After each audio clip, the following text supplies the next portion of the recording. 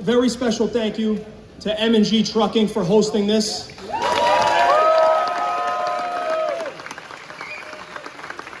It's a very important night. As you can look around and you look throughout the crowd, you can see many of us have showed up, so that's great, and thank you all for being here.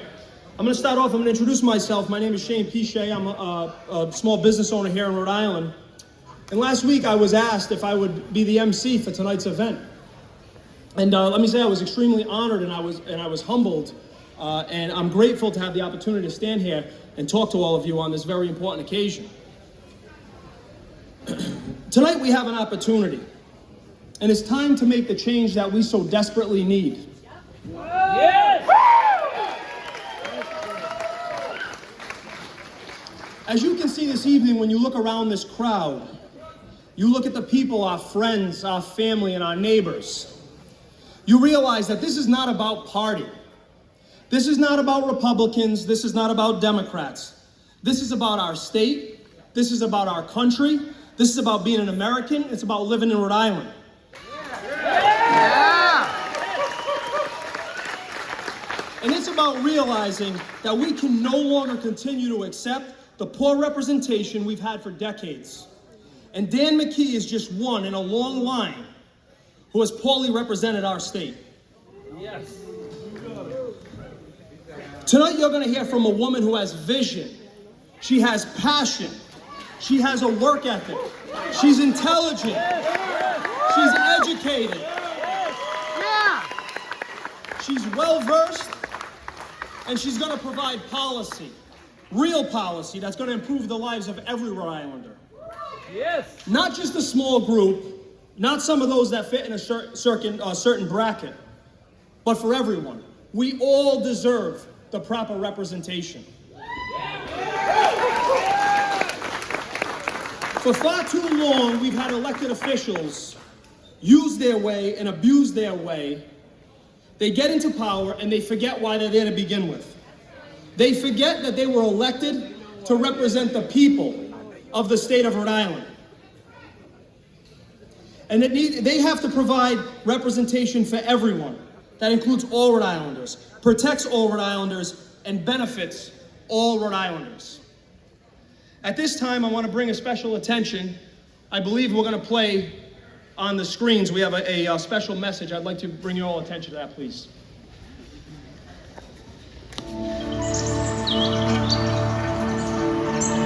The American dream says if you follow the rules, work hard, and do a good job, you should be able to live, work, and raise a family where you want to. But in Rhode Island, the promise of the American dream is out of reach for many. For decades, our leaders have fostered a system that puts politics and power over people and prosperity. A system that rewards those who pay to play rather than those who do what's right.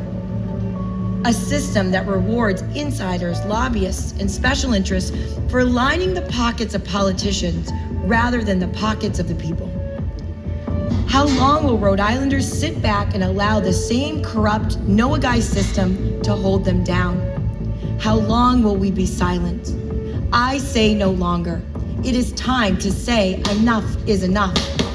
It is time to reclaim our voice, reclaim our hope, reclaim our future, and reclaim our state. Rhode Island is the birthplace of the American Revolution. It was a fight against a system where who you knew or how good of a family you were born into determined your future. It is time to once again fight, but this time at the ballot box. The promise of opportunity is so central to Rhode Island's ideal that hope is embroidered on our flag. Our collective hope in America, what keeps us secure and from listing in any storm, is a vision of America as a place where opportunity is possible and equal. But that equality of opportunity has vanished from our state.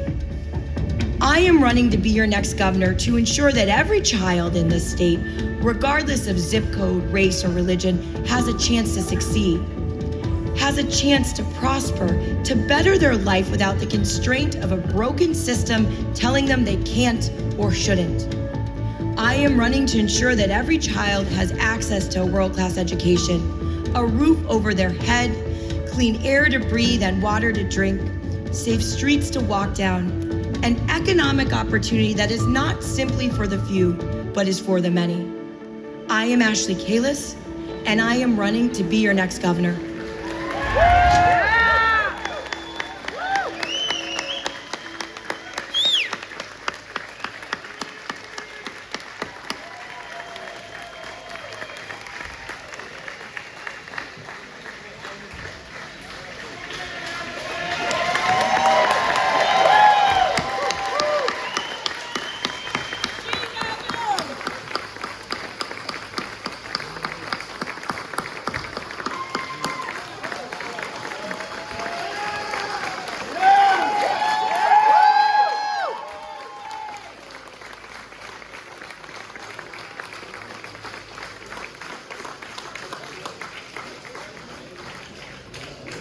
I'd like you all again to just think about this. Take a look around this room.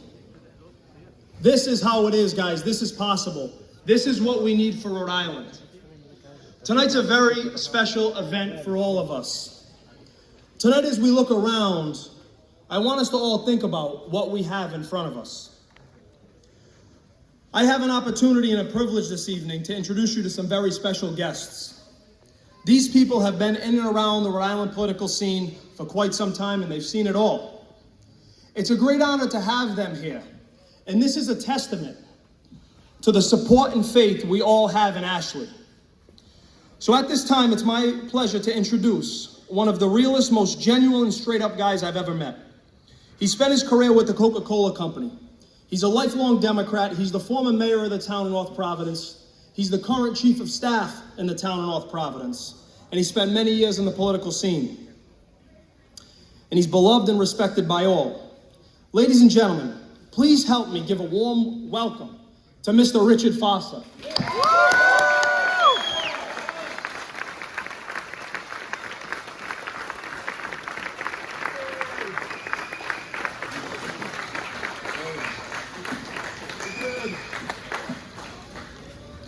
How you doing?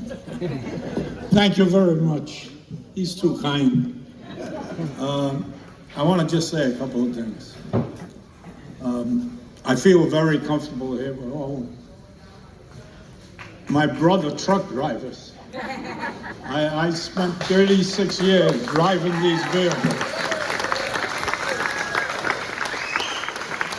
And I promise you I'm not going to talk like a truck driver. But tonight, I'm happy to be here. I'm happy to be here with my colleagues in government and all my friends and Ashley's friends and the Speaker of the House there for many years from our town of North Providence also. That's Speaker Matty Smith. Hey, Matty! So, I'll tell you a little bit about myself, but this is about Ashley.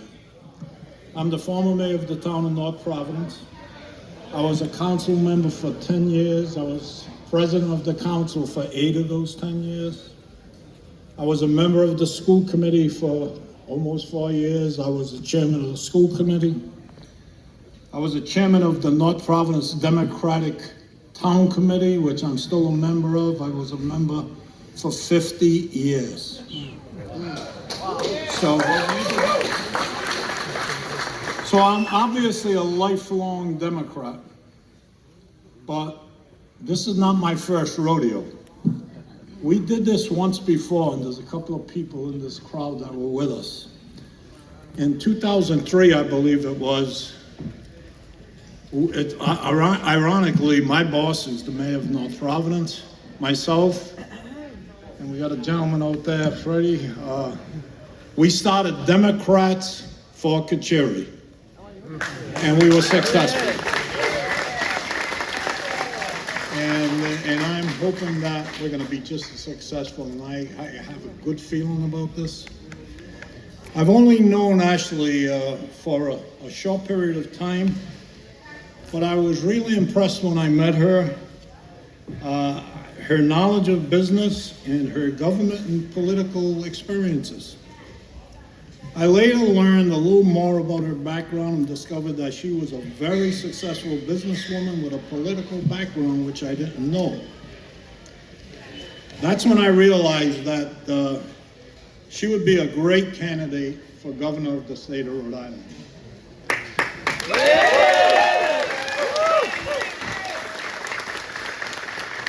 In my opinion, she is the right person in the right place at the right time.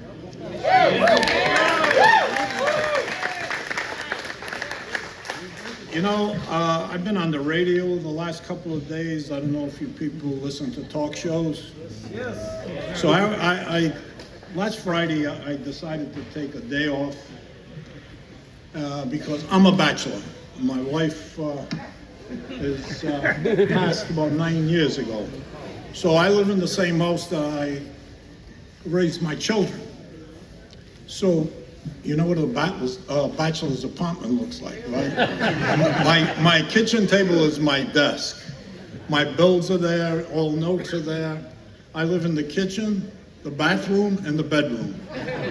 And I have someone who comes in and cleans up, otherwise they will drive me out of town. But I listen, you know, to talk radio, and I'm listening to the major complaints I heard from her opponent. She's not from Rhode Island. She's not from Rhode Island. And the person who's making that complaint came here from New Jersey. And you could guess it. And there's two people on WPRO, and they're both from New Jersey. And by the way, I'm listening to them. You got 3 talk shows. Morning, you have Tara Granahan, and I think she's leaning to the side. And so I'm doing my paperwork, and I got that on because I want to hear what's going on. And all of a sudden, I hear someone comes on, and his voice sounds familiar. And he goes, "Oh, Tara," he said, "Did you hear Dick Foster is supporting Ashley Kalus?" So I didn't hear that. "Oh yeah, they're starting Democrats for Kalus." So I went, and I didn't start this thing. Speaker Smith called me one day, told me what he was going to do, and from that point on, we started talking to people, and I was surprised. By the way, I supported Helena Folks in the primary. So, like I said, this is not my first rodeo. So they're complaining about that, and the biggest joke is she's spending too much of her money. I said, well, that's not going to play too good in town, you know. She's spending her money, and the answer to the carpet bag question is simple. I don't care if Ashley was a Martian from Mars. If she is the best person for the job, she has my vote.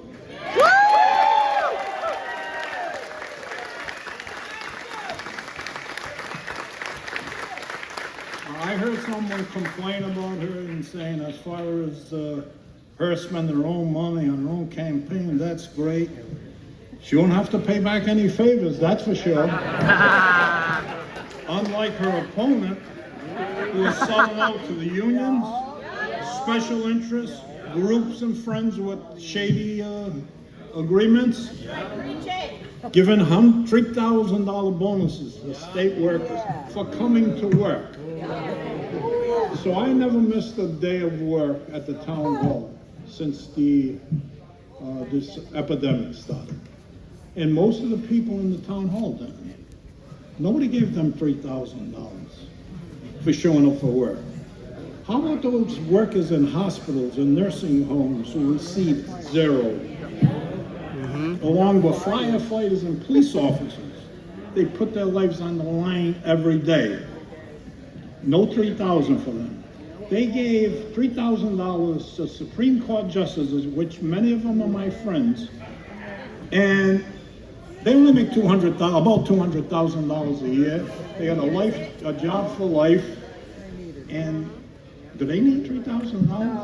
No. So, you know, We need Ashley right now Yes. to address our failing school systems. I mean, we got young kids, we have young kids graduating from high school, they can't spell dog. I guess they call that social promotions. But where do they go after high school? Where do they get a job? Going to college. How do they get by the first year? It's, very difficult. We need her to settle our transit problems, both school and public. Kids can't get to school. So how are they going to learn anything? And in school, when they get there, they teach them all about sex and gender and anything else, and they should be teaching them about reading, writing, math.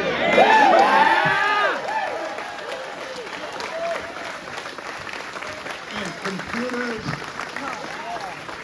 So they won't be like me. I get near a computer, I think it's a TV, I'm looking for channels. And last but not least, stop this action against the tolls.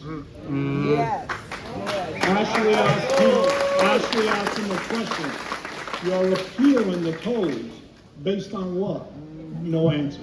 You mean you're appealing, but you don't know why you're appealing? You're just gonna waste money. You're just gonna waste money, or you're gonna have tolls on not only trucks, you're gonna have them on cars. Yeah. So, just tonight, I'm here to endorse Ashley Kalus for the governor.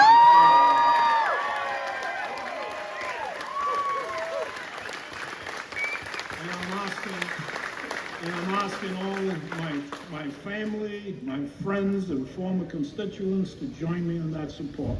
I can't tell you how many calls I got after I was on the radio last Friday, from 9 o'clock in the morning till 6 o'clock at night. The phone just kept ringing, and 95% of it was positive. So I don't want to take up any more time because we got an important speaker coming up and a good guy. But Ashley, I wish you good luck and God bless you.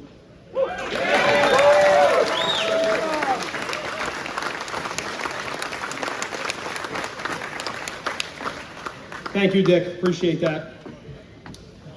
Now I want to introduce another man who really needs no introduction. Like Mr. Foster, he's been a steady presence in the Rhode Island political scene for many years.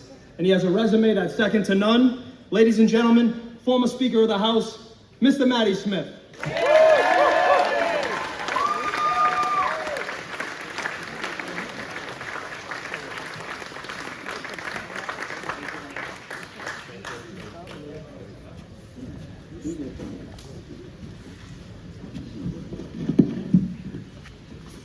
Nobody can follow Dick Foster.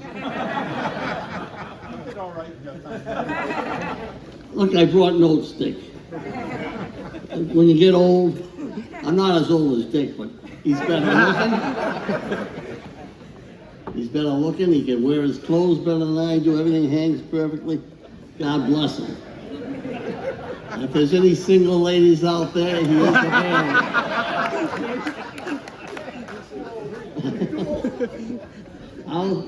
I'll carry her out. Okay. I asked Ashley if it's okay if I tell a joke. She said, fine, go ahead and do it. So I'm going to tell a short story. It's an Irish story. Goes back to lovely Ireland about a century ago. And if you've ever been to Ireland, the countryside, it's all farms. And this beautiful couple, Mike and Mary, they've been going together 7 years, and they finally decided to get married. The Irish were a little slow on the pickup, but they got married, and within a short period of time, Mary whispered to Mike, I'm with child, Mike, I'm with child. And he was overjoyed. And he ran down to the pub to tell his buddies he's gonna have a child. And the days and weeks passed by, Finally, his wife said, it's time, Mike, go down and get the midwife. So he went down and got the midwife. She came, she brought a big lantern with her. And she said to him, you stay here, Mike. He said, I want to go down to the pub. Come get me when the baby's born. And she said, oh, no, you hold up the light so I can see what's going on. And he held up the light, and great and wonderful things happened. He had a baby boy. And he was overjoyed. His heart was pounding. Sweat was coming off him. He said, please let me go down now and get a pint. And the midwife said, oh, no. You're not done yet. Hold that lantern up high. He held it up high once more, and great and wonderful things happened. He had a second son. His legs got a little wobbly, and he was a little nervous. He said, I'm going down to get a drink. He said, forget the beer, I'll go to the hot stuff. And the midwife said, hold it up once more. And oh no, you wouldn't believe it. Yes, great and wonderful things happened. Another son. Well, he was out of breath. His wife was doing fine. He said, can I leave now? And the midwife said, no, once more, hold it up. And great and wonderful things happened. And he had another son, 4 sons. He dropped to his knees. He said to his wife, do you think it's the light that's attracting them?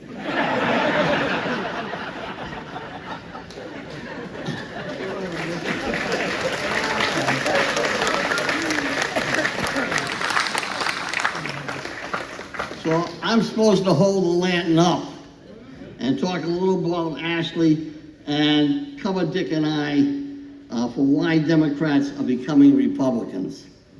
And really, I jotted down a few notes. Why has the Democratic Party turned to the left? It's so far to the left, they have a problem coming out of a supermarket. But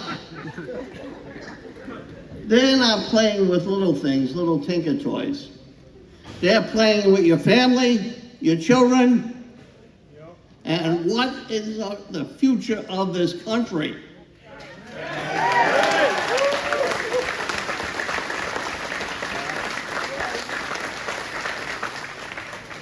They asked Ronald Reagan, why'd you leave the Democratic Party? Reagan, in the late 30s, early 40s, was a registered Democrat and a liberal.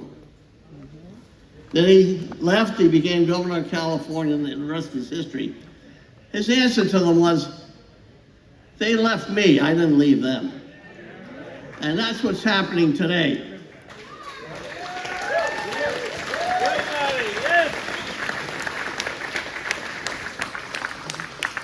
Dick, Ronnie, Mr. Laporcio, the singer, he might grace us with the national anthem, if he can remember it. And some of these other wonderful people who hold office. What I have a hard time, really, my 8 years as Speaker, I gained a relationship with Tip O'Neill, who was Mr. Democrat. But Tip used to like about 4 fingers of good bourbon, and he'd tell you exactly what was going on in Congress. And he said, Matty, don't ever give up the power you have in Rhode Island, because the liberals within my party are gonna turn it upside down. That's probably 1984. The reason I got to know him so well, his daughter married one of the reps that was from Cranston. Anyway, Tip O'Neill wasn't wrong. And I'm just gonna, I don't wanna talk too much longer because I don't wanna keep Ashley, but in 1981, Reagan was president and everything became block grants.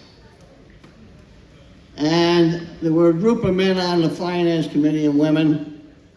Tommy Lamb, the auto dealer, Bobby Tucker, the labor leader, a fellow by the name of, oh God, don't get old. His name escapes me, but he ran W.R. Grace. He was the financial man for W.R. Grace. And they put together what we call a bonus welfare program. And what we chose were women that were on AFDC, as age-dependent children who had been on for 60 months or more. And we gave them $1,000 to buy clothes, get their car fixed, and we gave them health care for their children. 83% of those ladies that took advantage of that program never went back to food stamps. They got their dignity back. They got their...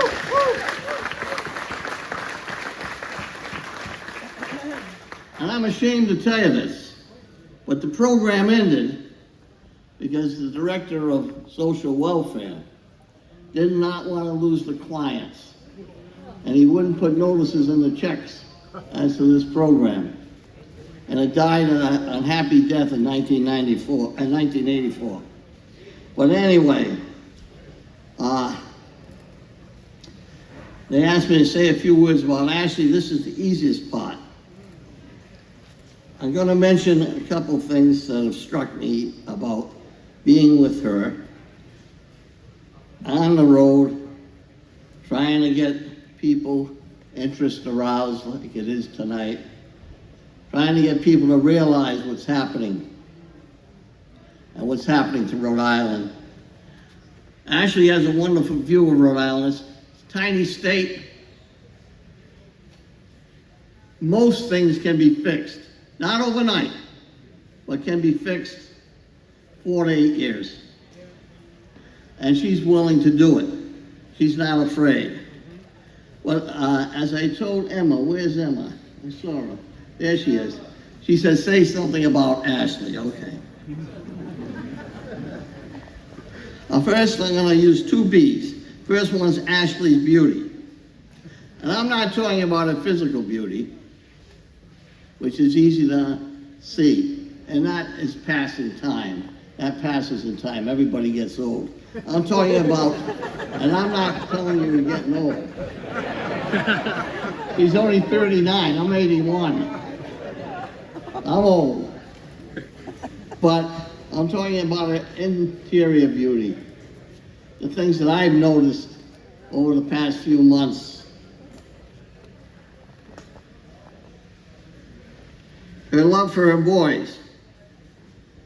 A couple of them are here tonight. I think they're selling apples. No, they're not. They're right over there. They're with Emma. Always thinking of their kids. No matter where we are, what we're doing. And then, as we were getting closer and closer in Rhode Island, she was hoping that her husband would get here. I haven't met her husband. I believe he's here. There he is. I guessed it was you. You look wealthy.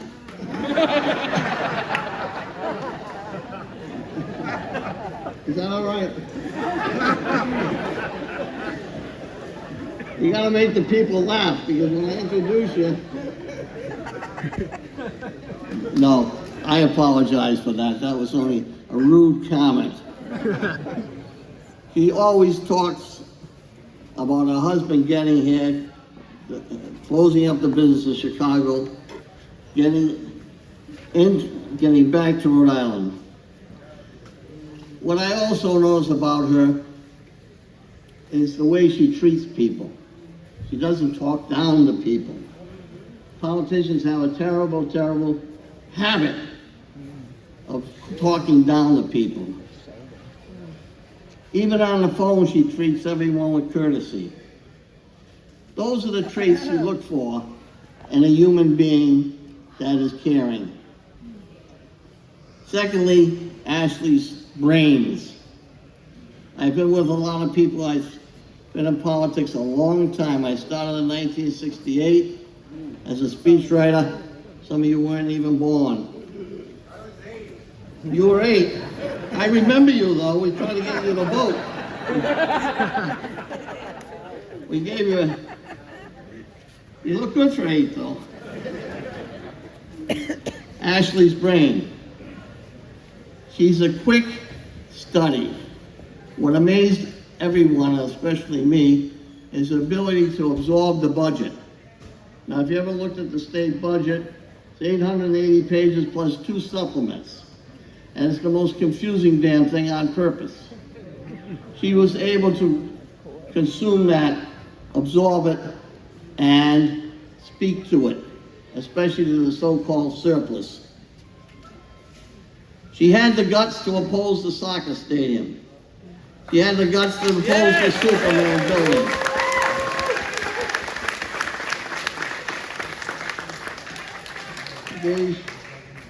There's no reason to believe she'll ever change from what you see now and her aggressiveness with her ability to absorb what goes on in this wonderful state of ours. But if we don't make it, you're going back on that same merry-go-round. The music changes, the horses don't. And the price only goes up. But if you give this young lady a chance, God bless you, Ashley, come up here and take the...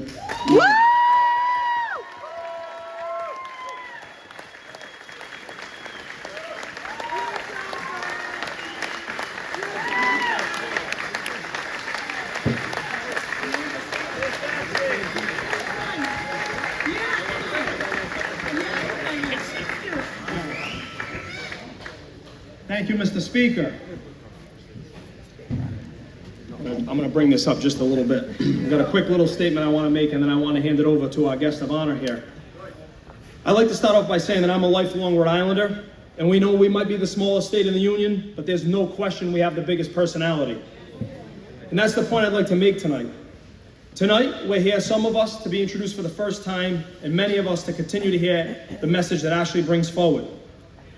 And that's the thing about Rhode Island. We're full of a lot of characters and a lot of big personalities. And I haven't met too many people with as strong of a character and as big a personality as Ashley Kalus. Ashley's tough. Ashley's a fighter. She's tenacious. She has a never say quit attitude. And if anyone's watched her over the last year, her work ethic is second to none. She's been absolutely everywhere, every single event. Many people who seek this office, they sometimes attend these events. In and out, quick photo op, and see you later. Not Ashley. She makes her presence felt, and as the speaker pointed out, she treats everyone as if she's known you forever. These other elected officials, they don't really care. They don't really care what you have to say. They patronize you, and then they never serve. Ashley embodies everything about Rhode Island. And it's funny because you hear that I'm not from around here. Well, I'm going to tell you, I've been here for 37 years. I was born and raised here. And if she's not from here, you could have fooled me. She has every quality and every characteristic of a true Rhode Islander.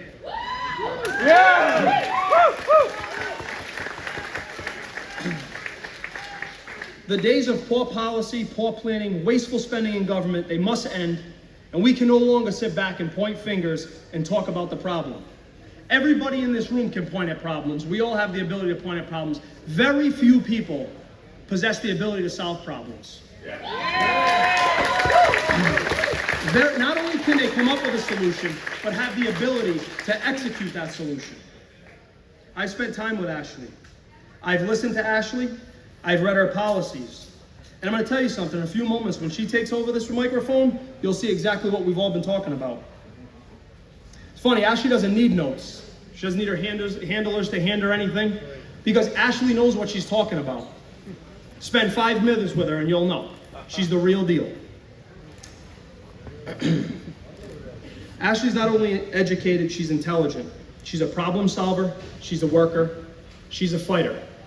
She's what Rhode Island needs. I want to encourage every one of you tonight to pay attention and to listen and to understand exactly what this is about. This is about our future. This is about the people of Rhode Island making the best decision, not only for today, but for the future. And as a father of 2 young girls, the future is very important to me. And I want to hold on, and I want to make sure that it stays bright, and I want to hold on to the concept of not only in this country, but in this state, our brighter days are still ahead.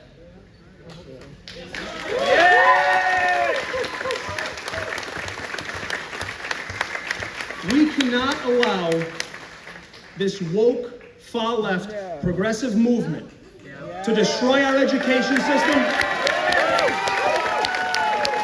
It's not education, it's indoctrination. They want to control the way you live. Tolls, taxes, fees.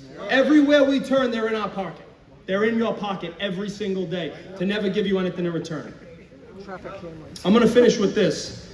There's a lot that's been made about Ashley's candidacy. People want to question about motives. Let me tell you why someone has the motivation to do this. When you show up in a place, you walk in a room and you identify a problem. And like I said before, everyone can recognize the problem. But there's two things that you can do when you identify a problem. You can look at it and say, hey, look, there's the problem. And the guy next to you goes, yeah, no kidding, we all know that's the problem. Or you decide that you're going to step up to the plate and you're going to provide the solution to that problem. That's what Ashley's done. That's what Ashley's going to do as governor. She stepped up and said, you know something? I have the intelligence, I have the education, I have the intestinal fortitude, and I'm going to go fix a problem. She has put her money where her mouth is, figuratively and literally. Absolutely. And I want to commend her. She came to Rhode Island.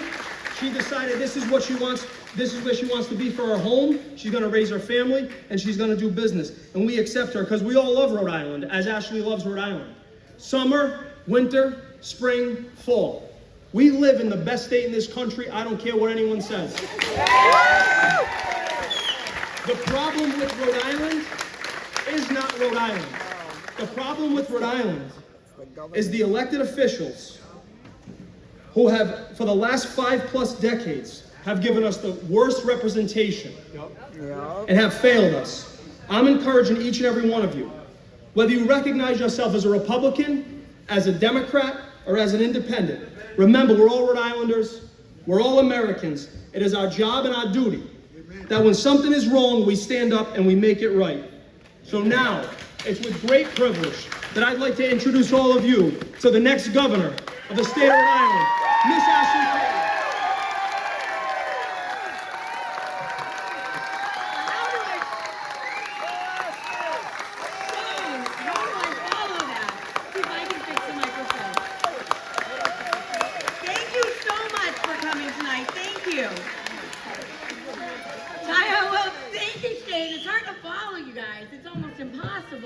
Thank you so much.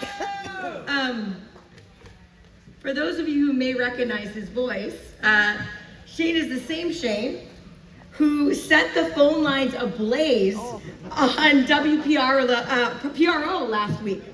He spoke truth to power, and after I heard his passionate call, I knew we had to get him involved tonight. So please, everybody, give Shane a big round of applause. Thank you.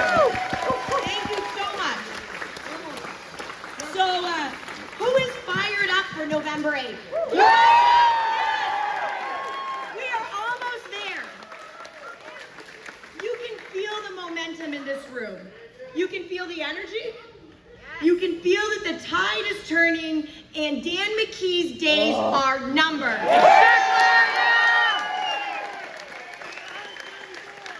Because together, we are taking the fight to the governor, and on November 8th, our voices will be heard.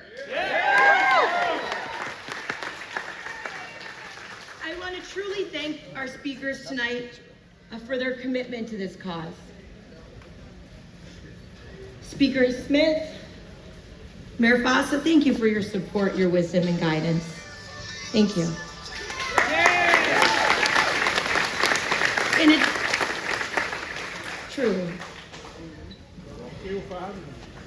In addition to those, we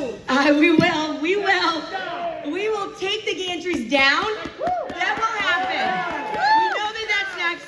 But in addition to those who spoke, I'd like to thank other members of the coalition that are here tonight or who could not make it. It took them a few weeks to put those toes up, but it's taken years to fix our roads. I know. And I'll talk about it. I'm going to get there. We will do that. But I want to thank those that have typically only been involved in Democratic politics. Ron Bacala, Kathleen Usler. I'm going to go through and I hope I don't mispronounce names. Usually it's just my first name. My married last name is very hard. Frank DeMeo, Dottie McCaffrey, Steve Delaporcio, Joanne Giannini, who's in Florida, I just called her. She says hello. Peter and Steve Macchione. Where's Steve? I saw him a moment ago, but thank you. These are individuals who have been, who've stood up. And it means so much to me that those who've been willing to put themselves out there in this time of great political divide. It takes a great deal of courage to stand up to the establishment here in Rhode Island, and your bravery is commended. It is necessary for change. You've had my back, and I will always have yours.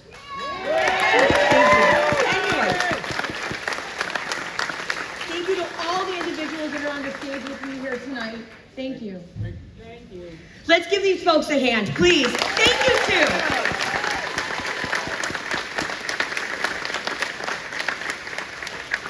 You've shown the people of our state that it is safe to cross party lines. You've shown them if they are sick and tired of the status quo, there is another option, a safe place to land. You've shown all of Rhode Island that it is possible to put people over party. Thank you.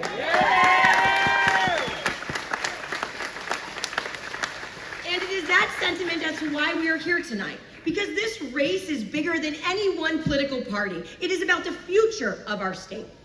Amen. And if we do not make changes now, it'll be too late.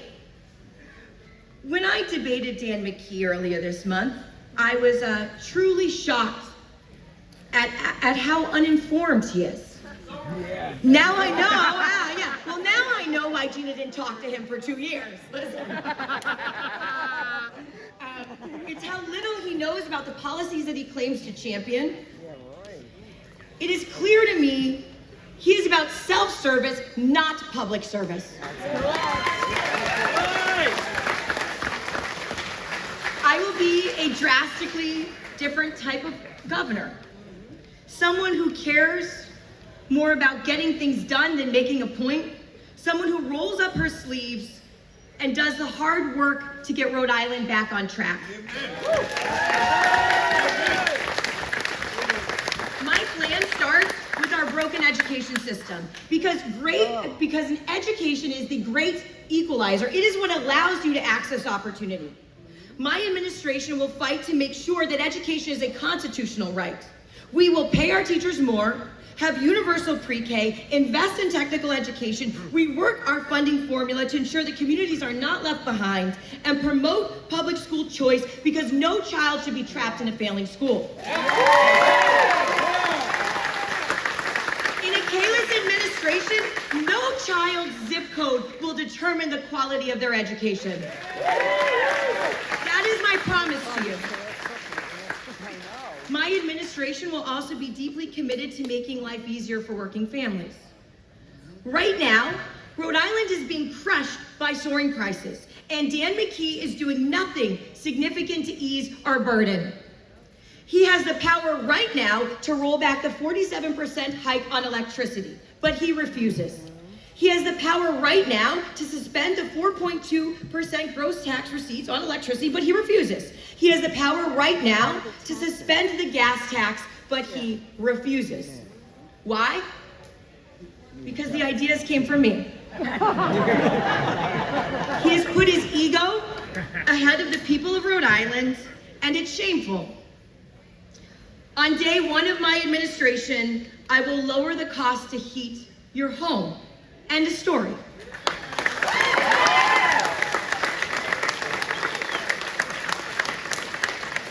When I am elected, I will always put people first. I won't care where ideas come from. If it helps improve people's lives, I will support it. There is no monopoly on good ideas.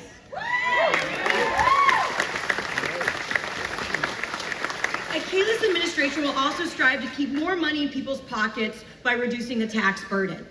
Under my economic recovery plan, we will lower the income tax for families making under $150,000 a year. And anyone making under $50,000 a year, you will pay nothing. We will also reduce the sales tax to 6.25% because the cost of everyday goods is already far too high.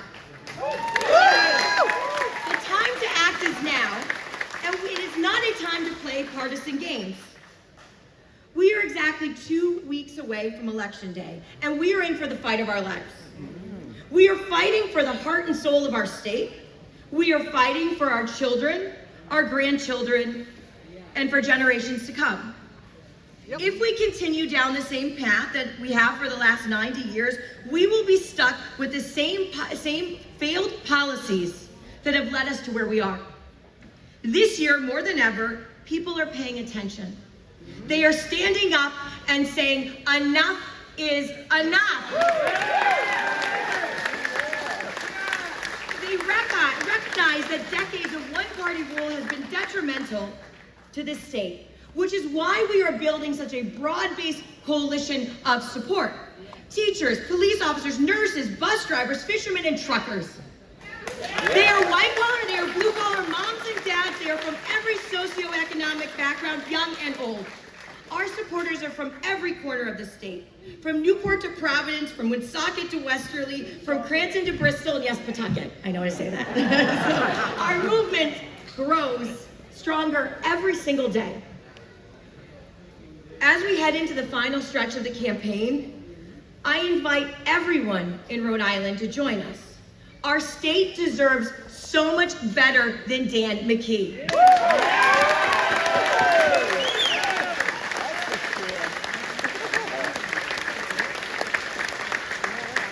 People deserve a governor who isn't under FBI investigation. Yeah! A governor who does not hand out $3,000 of your hard-earned money as bonuses for simply showing up to work. People deserve a governor who does not give out over $100 million plus of your taxpayer dollars for luxury apartments or a soccer stadium. Yeah! People deserve a governor who does not spend $8.4 million on a politically connected law firm to defend an unconstitutional law. Under my leadership, truck tolls, the gantries will be taken down, and something about this tells me that the folks in this room will help me get it done. The people of Rhode Island, we deserve better. We can do better, we must do better, and I will do better. Thank you. We are a small state with big problems, but with the right person in the governor's office, we will accomplish so much. I will put partisan politics aside and reach across the aisle, as demonstrated tonight. Because the issues that are before us should not be partisan issues. I will be an independent voice for Rhode Island, and I will independently lead. Fixing our broken education system to set up our kids for success is not a partisan issue.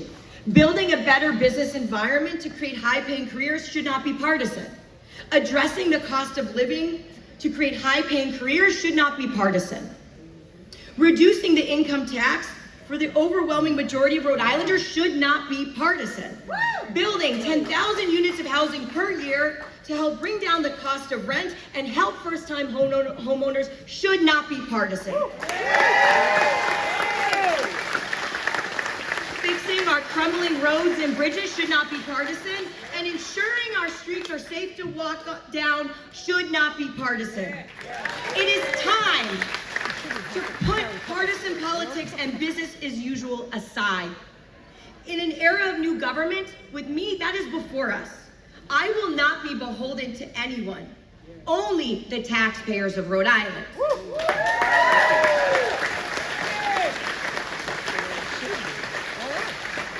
But you must vote. I need you to tell your friends, your families, and your neighbors to vote.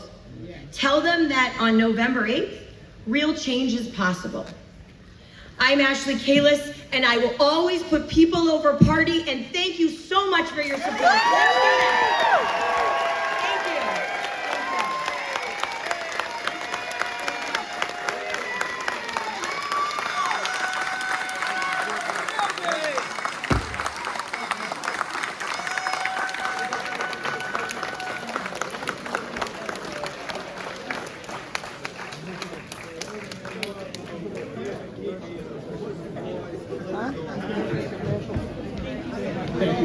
Great job, guys. Rhode Island's next governor right there, Ashley Kalus.